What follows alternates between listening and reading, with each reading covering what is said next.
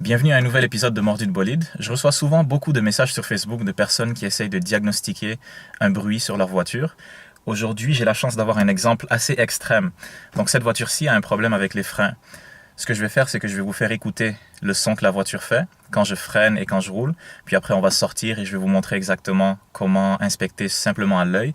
Comme ça, si vous réparez votre voiture vous-même, vous allez être capable de voir exactement c'est quoi le problème, qu'est-ce qui cloche avec la voiture.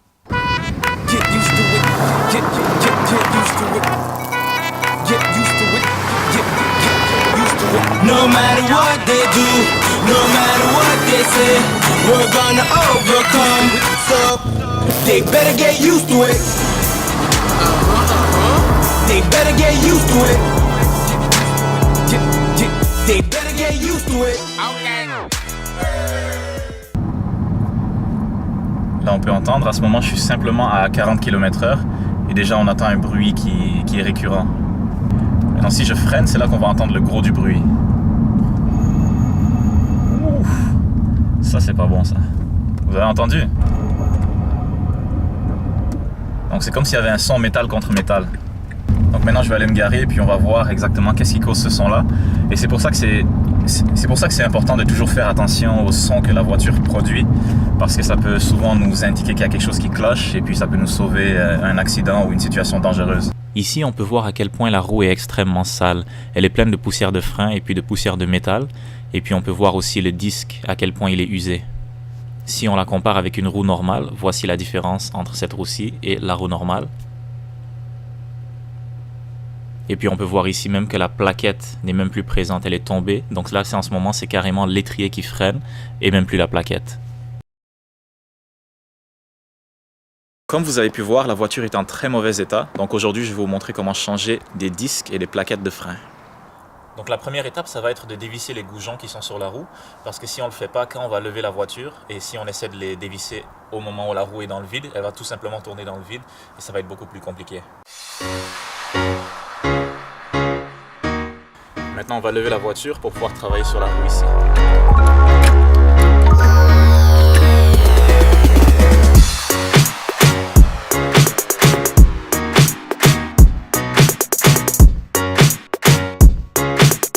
On peut maintenant finir le travail avec les goujons.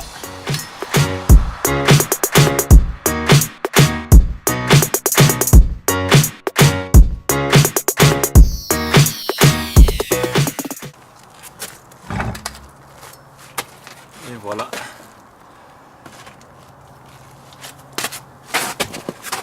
On peut voir comment la roue était sale. Donc ici on peut voir de plus près, le disque est complètement mangé. Puis il n'y a même plus de plaquette ici. Elle est carrément tombée. Donc maintenant qu'on a réussi à enlever la roue, je vais vous montrer comment changer les disques et les plaquettes. Et puis je vais vous montrer aussi les nouvelles pièces, de quoi elles ont l'air.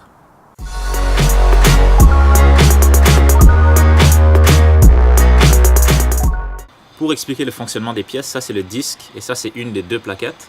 Donc le disque, il tourne en même temps que votre roue quand la voiture avance.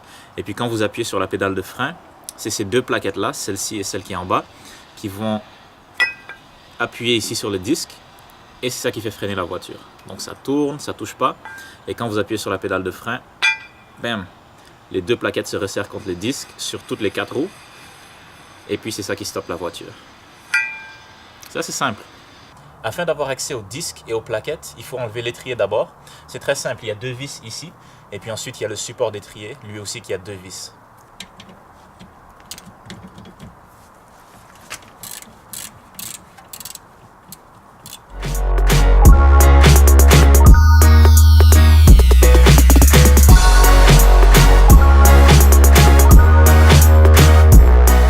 Maintenant qu'on a enlevé les deux vis, on peut juste enlever l'étrier. Le voilà, il est juste ici.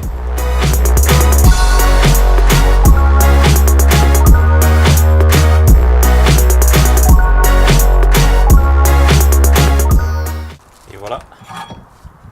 Maintenant, on a le support pour l'étrier. Juste ici. On peut voir la plaquette restante, comment elle est finie.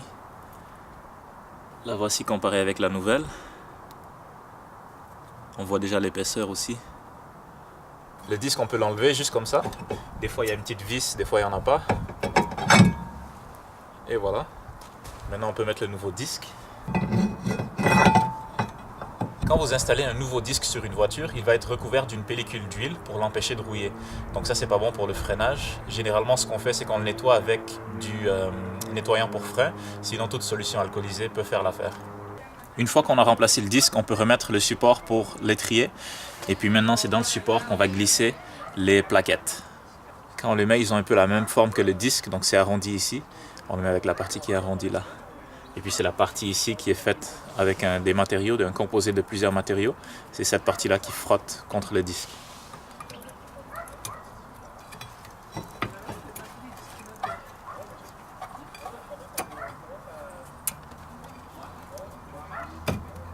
Et voilà.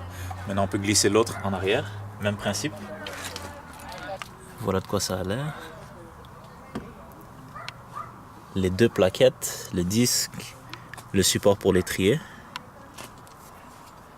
Maintenant, tout ce qu'il reste à faire, c'est de remettre l'étrier ici et puis de le visser carrément sur le support.